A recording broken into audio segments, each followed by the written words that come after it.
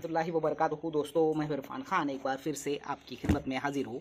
आज के इस वीडियो के ज़रिए, जैसा कि मैंने पिछले वीडियो में बहुत से डाउट्स आपके क्लियर किए थे, जो कि शिक्षक भर्ती को लेकर आपके दिमाग में थे, और वैसे ही कुछ सवाल जो है आपके दिमाग में आ रहे हैं, मुझे पता है, और जिसका मैं पिछले वीडियो में जवाब नहीं दे सका था। आज स्पेशल वीडियो तमाम मीडियम के लिए, Marathi medium, Urdu medium, English medium, Hindi medium, जो टेट दे चुके हैं और जो बेसब्री से इंतज़ार में है शिक्षक भर्ती के अगले प्रोसेस के, जिसको हम रजिस्ट्रेशन कहते हैं, अपॉइंटमेंट लेटर के लिए जो इंतज़ार कर रहे हैं, उन तमाम के लिए मेरा स्पेशल वीडियो। देखिए, मैं जब भी वीडियोज़ में बात रखता हूँ तो मैं सीधी और साफ बात रखता हूँ। जो एक्चुअल है, जो रियलिटी है, वो बताना ज़रूरी है, क्योंकि उसकी आस में हम रहते हैं कि मिसाल के तौर पे अगर मैं कुछ ऐसी बात बता दूँ जिसमें जो है मैं ऐसा बोल दूँ कि कल ही होने वाला है, परसों ही होने वाला है, या फिर होने ही वाला है, तो ये चीज़ें जो है, इस पे उम्मीद पर इंसान होता है, और उसके बाद में जो है उसको इस चीज़ के इंतज़ार में जो है एक आस लगी होती है, और फिर वो अगले वाले को ब्लेम करता है। इसलिए मैं जब भी बोलता हूँ तो एकदम सीधी साफ बात, जो भी प्रोसेस होंगी आगे कैसी होंगी, या फिर CTET देने वाले ऐसे कैंडिडेट जो किसी कास्ट से बिलोंग करते हैं तो उनको कौन सा सर्टिफिकेट लगेगा, ये भी मैं इस वीडियो में, जैसा थंबनेल में मैंने बताया, कई पेचीदा जो सवाल के आपके जवाब मैं इस वीडियो के जरिए देने की कोशिश करूँगा। तो सबसे पहले शुरुआत करते हैं ऐसे कैंडिडेट्स जो ओपन के अलावा है, जो किसी कैटेगरी से बिलोंग करते हैं। वो जनरली मुझे पिछले 2-4 महीनों से, 6 महीनों से, 8 महीनों से सवाल पूछ रहे हैं कि ऐसे कैंडिडेट्स अगर वो कास्ट से बिलोंग करते हैं और उन्होंने CTET दे दिया है, और अब वो जो चाहते हैं कि सेंट्रल गवर्नमेंट का जो है सर्टिफिकेट लगेगा उनको कास्ट का, या फिर इधर से जिसको हम बोलेंगे किसका लगेगा, सेंट्रल गवर्नमेंट का या स्टेट गवर्नमेंट का। तो मुझे इसके बारे में कोई भी जो है आइडिया नहीं थी आज तक भी, अभी भी नहीं, लेकिन फिर भी मैंने, जैसा आपने कहा था कि एनालाइज करो और बोलो, तो कास्ट कैंडिडेट जितने भी है, जैसा कि महाराष्ट्र में उर्दू मीडियम में OBC है, VJ है, NTB है, NTC है, उसके अलावा VJ वगैरह, ऐसे 4-5 से 7 कास्ट है उर्दू मीडियम में, OBC है वगैरह वगैरह। अब मैंने जब ये इंक्वायरी किया या किसी को पूछा, तो उनका जो है सोर्स लेकर मैं बात कर रहा हूँ, मैंने उनसे ये कंफर्म किया, क्योंकि वो कास्ट कैटेगरी से बिलोंग करते थे, तो उस हिसाब से मैंने जब उनसे ये बात पूछी कि कौन सा सर्टिफिकेट जो है उसके लिए ज़रूरी होता है, तो उनके हिसाब से एक ऐसा रिप्लाई आया कि जो भी उर्दू मीडियम के कैंडिडेट्स है जो CTET कास्ट से पास करते हैं, तो मिसाल के तौर पे महाराष्ट्र में किसी भी कास्ट का जो है, कोई भी कास्ट जो है अगर वो OBC के अलावा है, उनके कहने के मुताबिक OBC के अलावा है, यानी कि अगर वो NTB है वगैरह वगैरह वगैरह है, तो वो वहाँ NTB नहीं काउंट होगा, वो वहाँ पर VJA वगैरह जो है काउंट नहीं होगा, वो वहाँ पर कोई भी कास्ट जो है काउंट ना होते हुए सिर्फ OBC काउंट होगा।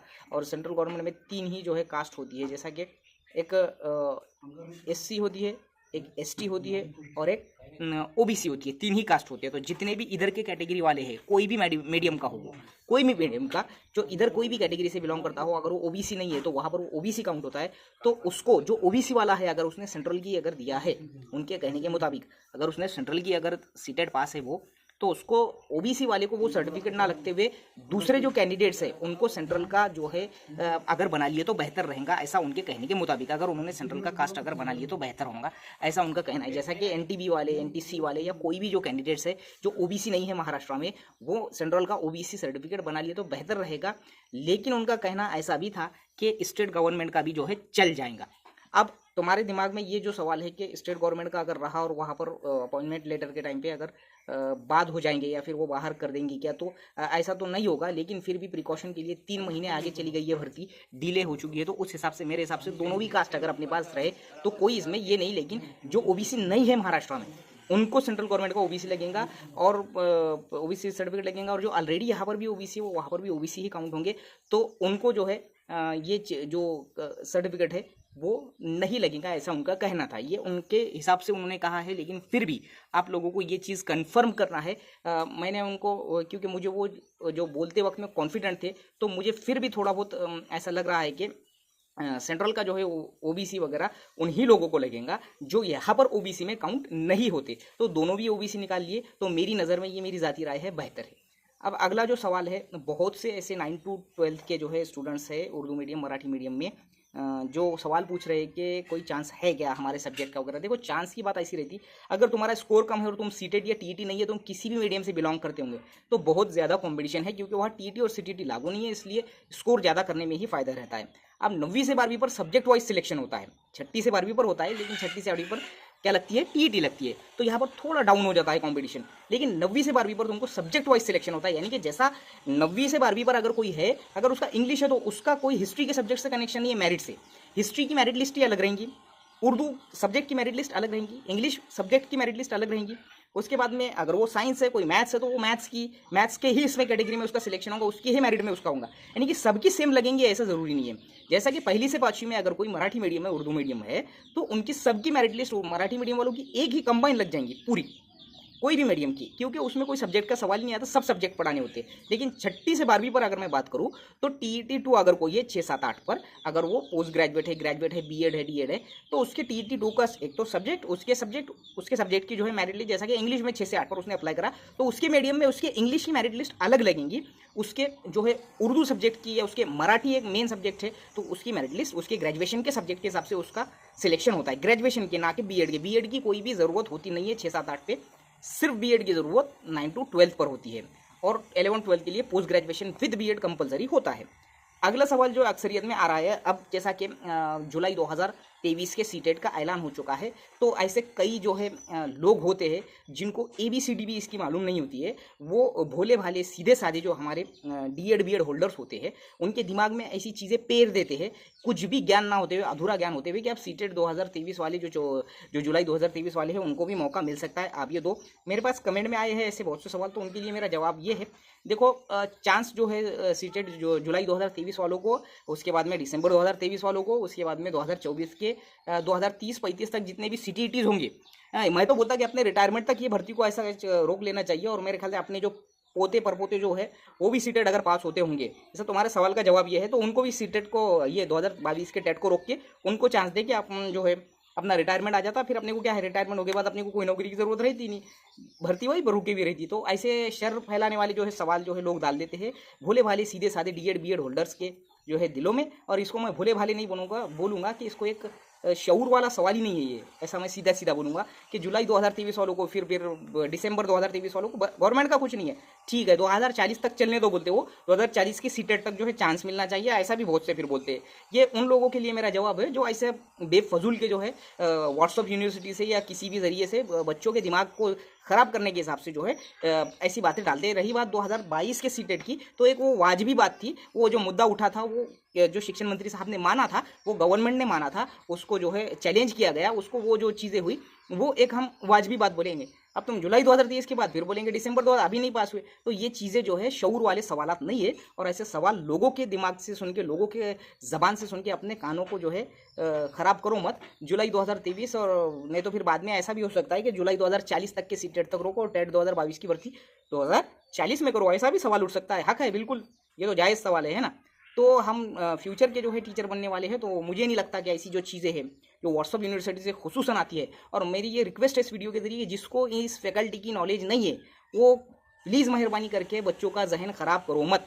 तुमको ऐसा लगता कि एक समाज में या सोसाइटी में एक ऐसी चीज़ है कि जो किसी ओहदे पे है या जो किसी पोस्ट पर है, तो मतलब वो बहुत बड़ा ज्ञानी है, और जिसके जो ओहदे पे नहीं है, जो सिर्फ कई सालों से एग्जाम देते रह रहा है, उसके पास तजुर्बा दुनिया भर का, इन्फॉर्मेशन नॉलेज दुनिया भर की है, तो वो एक निचले दर्जे का हम लोग उसको समझते हैं आज भी सोसाइटी। लेकिन अगर मैं बात करूँ कि आज भी तैयारी करने वाले, किसी भी एग्जाम के जो तैयारी करने वाले हैं, अगर ये फैकल्टी की बात करूँ मैं भर्ती के, तो उनको दुनिया भर की उसमें नॉलेज रहती, A to Z रहती। तो हमारा जो है देखने का नज़रिया जो है आज भी समाज में उन लोगों के लिए गलत ही है जो कि ऑन ड्यूटी नहीं है, जो तैयारी कर रहे हैं बहुत सालों से, जो घिस रहे हैं अपने आप को, और जिनके पास ओहदा होता है, तो कई ऐसे ओहदे वाले या फिर कई ऐसे ऑन ड्यूटी टीचर जो है जिनको तुम लोग पूछ रहे या पूछने की कोशिश कर रहे हो, तो मेहरबानी करके गुमराह करो मत। इसकी मुझे नॉलेज नहीं है या इस बारे में मुझे कुछ भी पता नहीं है, ये जुमला सबसे बेस्ट रहेगा उनके लिए। और रही बात आप लोगों की, तो आप तो DEd BEd और MAd और क्या कर चुके हैं, नेट और सेट कर चुके हैं, लेकिन एक बारीक बीनी से तुमको कोई चीज़ पढ़ने की जो है आदत नहीं होती है, वो किसी भी मीडियम का हो।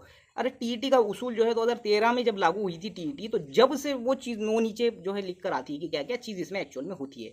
तो ये जो है बेफालतू के बेफजूल के सवालात करके अपने दिमाग को जो है जंजाल में डालो मत और तकलीफ में डालो मत। इसके अलावा जो है रही बात रजिस्ट्रेशन प्रोसेस की, तो वो अब जा चुका है आगे। जुलाई 2023 की बात की गई है कि रजिस्ट्रेशन शुरू होगा। इसके पहले भी मैंने बोला, फिर भी नीचे कमेंट में सवाल कर रहे पिछला वीडियो बनाकर भी कि कब शुरू होगा, तो वो जुलाई में शुरू होगा ऐसा बोला गया है। तब तक के जो लिए जो है अब उसको जो है एक स्लो प्रोसेस हो चुकी है, लेकिन भर्ती होंगी इसमें कोई शक नहीं है। नियर अबाउट जो है मैंने बोला था कि सितंबर अक्टूबर तक पहली लिस्ट लगने के पूरे चांसेस है। अब यू टर्न जो है गवर्नमेंट ने ऐसा ले लिया है, या फिर वो जो सुमोटो जो दाखिल हुई थी उसमें ऐसा बताया गया है, तो फिर इसमें अपना कोई भी इलाज नहीं है। तो ये चीज़ है, यानी कि ये भर्ती दिसंबर 2023 तक जाने के पूरे इम्कानात है। पहली लिस्ट, दूसरी लिस्ट वगैरह वगैरह। अल्लाह से दुआ है कि आचार संहिता 2024 लोकसभा में ये भर्ती ना अटके। अगर ऐसा होता है या फिर पॉलिटिकल इश्यूज होते हैं महाराष्ट्र में, जैसा कि हम लोग बाशऊर है और ये चीज़ जानते हैं कि महाराष्ट्र में क्या पॉलिटिकल मसाइल चल रहे हैं, तो भर्ती का भविष्य जो है अंधेरे में जा सकता है। सिर्फ ये एक अंदाज है, ऐसा तो होगा नहीं। और जल्दी से जल्दी हो गई तो हमको अपॉइंटमेंट लेटर मिलने में कोई देरी नहीं होगी सितंबर अक्टूबर तक। तो इसीलिए जो है कोई अपडेट्स खास नहीं आ रही थी, इसलिए मैंने जो है ये वीडियो बनाना ब्रेक किया था। आज का मेरा ये दूसरा वीडियो कई दिनों के इंतज़ार के बाद में। मुझे उम्मीद है कि वीडियो आपको अच्छा लगा होगा। मेरा वीडियो पूरा जो है कंप्लीट देखने की कोशिश कीजिए। ऐसे स्टूडेंट्स जो बार बार पूछ रहे हैं कि हमारा स्कोर बहुत कम है, हमने रजिस्ट्रेशन करना चाहिए क्या, तो मेरा एक ही कहना है कि रजिस्ट्रेशन ना करके पछताने से बेहतर रजिस्ट्रेशन करके पछताना अच्छा है। कि अगर तुम नहीं भी लग रहे होंगे तो भी तुमको लगता होंगे कि 70, 80, 90 मार्क पे मैं नहीं लगता, लेकिन बाजी कहाँ पलट सकती है ये तुमको इसका गुमान भी नहीं है।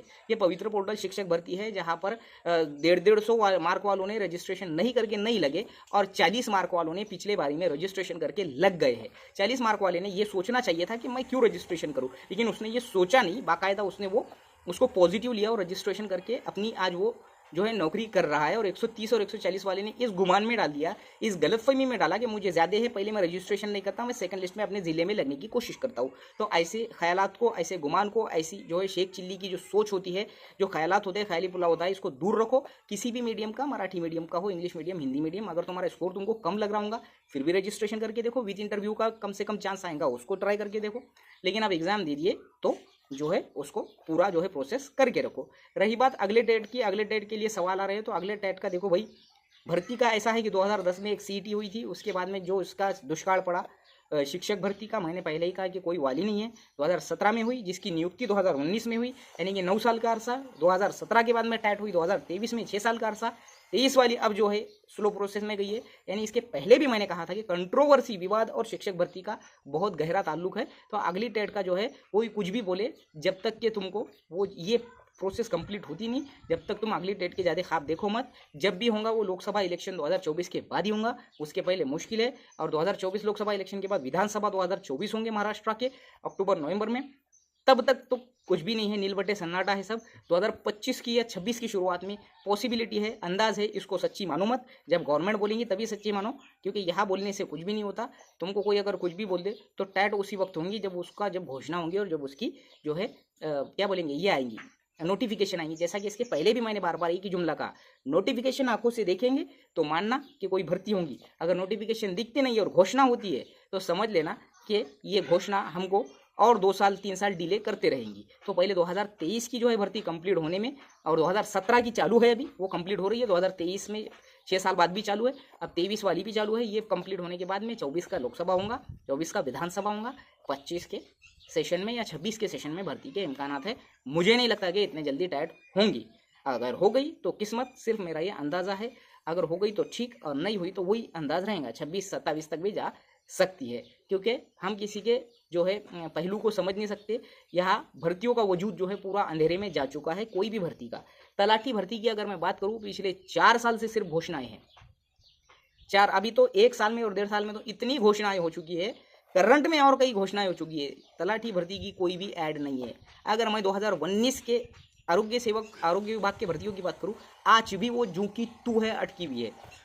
कोई उसमें जो है नया नवेला कोई चीज़ आई नहीं है। कुछ इल्ला माशाल्लाह भर्तियाँ हुई है, पुलिस भर्ती वगैरह तो वो हो चुकी है। आगे भी भर्तियाँ 75,000 अमृत महोत्सव की वजह से हो सकती है। लेकिन हमारी शिक्षक भर्ती की आज की ये कंडीशन है। वीडियो अच्छा लगे तो लाइक, कमेंट और शेयर करो। और इसमें की कोई ऐसी बातें जो तल्ख लगी होंगी वो सच्चाई है, और वो मैं बोल कर रहूँगा कि ऐसे सवाल जो किसी भी गुमान में बैठते नहीं है वो पूछो मत। और किसी से भी जिसको नॉलेज नहीं है उससे इंक्वायरी करो मत।